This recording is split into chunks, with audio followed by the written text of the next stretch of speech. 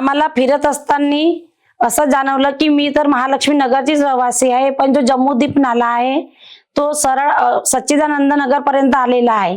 तर लोक त्या नाल्यापासून खूप त्रस्त आहेत। त्याच्यामुळे खूप परिसरामध्ये अस्वच्छता आणि डासाचा खूप प्रादुर्भाव आहे आणि त्यामुळे आरोग्य हे खूप धोक्यात आलेले आहे। निवडून आल्यावर काय कराल त्या जम्मूदीप नाल्यावर? निवडून आल्यानंतर आम्ही चारही उमेदवारांनी ठरविलं आहे की त्या नाल्याचं काम हे एकोप्याने करून आणि जे प्रश्न आहेत ते आम्ही सोबत बनवून मार्गी लावू।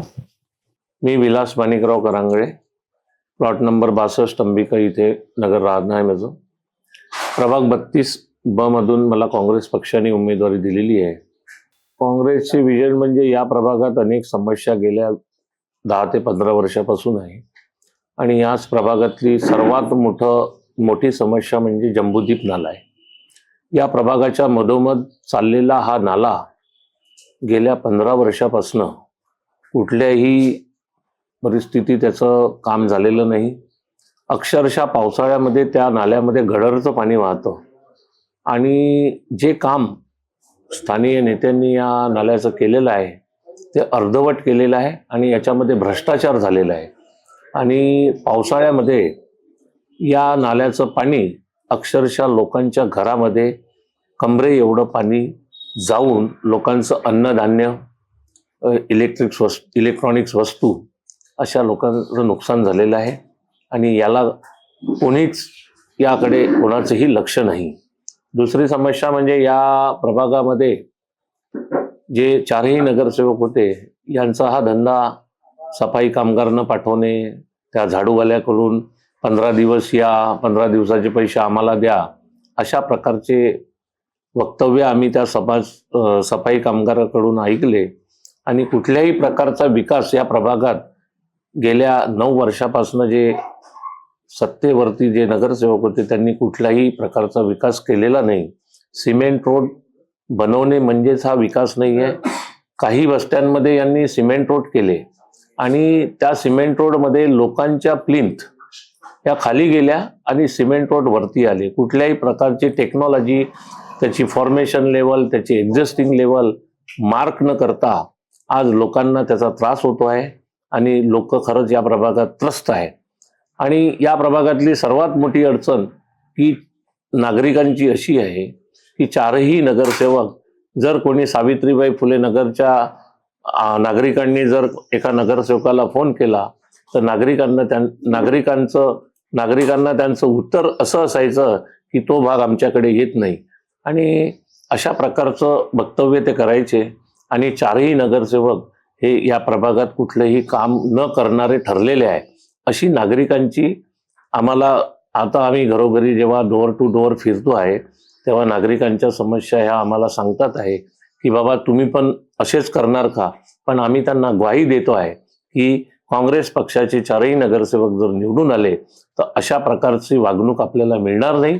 आपला कुठल्याही भागातला जरी फोन आला तरी आम्ही काम करण्यास तत्पर राहू असे आश्वासन देऊन आम्ही या प्रभागाच्या जनतेचा आशीर्वाद घेत आहे। इथे दक्षिणचा आमदार जो आहे, विधायक जे आहे ते मोहनजी मते, यांचं काही काम झालेलं आहे का असं वाटतंय का आपल्याला? नाही, असं काही दिसत नाही। यांचं काही काम म्हणजे काय, सिमेंट रोड बनवणेच म्हणजे विकास होत नाही। सिमेंट रोड बनवणे म्हणजेच जनतेचे प्रश्न सुटत नाही।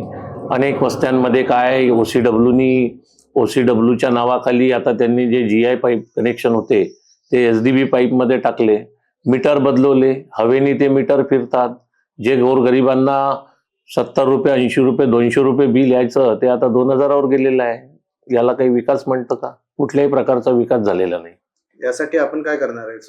यासाठी आम्ही चारही नगरसेवक आमची सत्ता महानगरपालिकेत आल्यानंतर सर्वप्रथम आम्ही जम्बूदीप नाल्याचा प्रश्न हाताळणार आहे। जम्बूदीप नाला या प्रभागातली गहन समस्या आहे आणि जो नागरिकांना जो त्रास होतो आहे तर सर्वप्रथम आमची प्रायोरिटी जम्बूदीप नाल्याला राहील। त्यानंतर गोरगरिबांना जे पाण्याचं बिल, ज्यांच्याकडे 2 गुंड पाणी येतं त्यालाही 2000 रुपये महिन्याचं बिल या प्रभागामध्ये येत आहे। त्यासाठी आम्ही माननीय कमिशनर साहेब आणि माननीय महापौर यांच्याशी लढा देऊ की आमच्या प्रभागातल्या नागरिकांना हे बिलाची पद्धत, जे हवेनं फिरणारे मीटर आहे ते काढण्यासाठी आम्ही प्रतिबद्ध राहू। यावेळेस काँग्रेसमध्ये पण खूप बंडखोरी झाली, भारतीय जनता पार्टीमध्ये बंडखोरी झाली, असं काही इथे विजन आहे का? नाही, आमच्या प्रभागामध्ये आणि नागपूर शहरामध्ये काँग्रेसमध्ये कुठल्याही प्रकारची बंडखोरी झालेली नाही. भाजपमध्ये तर अनेक म्हणजे अखंड बंडखोरी झालेली आहे. प्रभागामध्ये आपण फिरून राहिलेले आहे, लोकांचा कसा प्रतिसाद आहे? प्रभागामध्ये एकदम काँग्रेसच्या समर्थित प्रतिसाद आहे. काँग्रेसला आता खूप झालं, अब की बार काँग्रेस असा जनतेचा नारा आहे. लोकांसाठी काय आव्हान कराल? लोकांसाठी या प्रभागामध्ये आम्ही जे आता सच्चिदानगरला जे आमची एक समाज भवन आहे, त्या ठिकाणी आम्ही विद्यार्थ्यांसाठी की आपले या प्रभागातील विद्यार्थी हे चांगले शिक्षित झाले पाहिजेत, यासाठी आम्ही ई लायब्ररीचं प्रावधान करणार आहे. त्याचप्रमाणे पूर्व बालाजीनगरच्या गार्डनमध्ये एक समाज भवन आहे, तिथे सुद्धा ई लायब्ररीचं प्रावधान करून आमच्या प्रभागातील जे मुलं शिक्षित जे बाहेर जातात त्यांना ई लायब्ररीच्या माध्यमातून चांगलं उच्च शिक्षण मिळेल असं आम्ही प्रावधान करणार आहे, की जेणेकरून त्यांना शंकरनगर बाहेरच्या मोठ्या नगरामध्ये जायची गरज पडणार नाही.